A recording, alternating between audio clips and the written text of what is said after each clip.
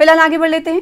Maharashtra assembly के 2 रोजा सजमाई इजलास के पहले ही दिन बदनामी और दीगर मामलों पर अपोजिशन ने हुकूमत को घेरा और महाराष्ट्र हुकूमत पर इल्जाम लगाया कि किसानों को देने के लिए हुकूमत के पास पैसे नहीं हैं और वज़रा करोड़ों के बंगले खरीद रहे हैं। अपोजिशन के इस इल्जाम की हुकूमत ने तरदीद की और कहा कि अपोजिशन बेबुनियाद इल्जाम लगा रही है।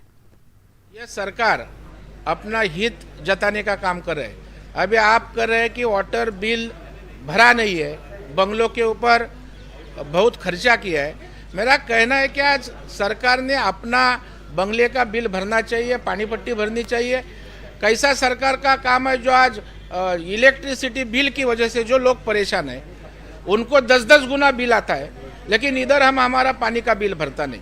मतलब यह कैसा सरकार चल रहा है, ये सब इस उदाहरण के माध्यम से दिख रहा है। मुझे लगता है सरकार को जनता की, लोगों की पड़ी नहीं, खुद की चैन में यह सरकार डूबी हुई है। आज मुंबई की समस्या है, मुंबई के अनेक प्रकल्प है जिनको स्थगिति दी है, वो आगे नहीं जा रहा है।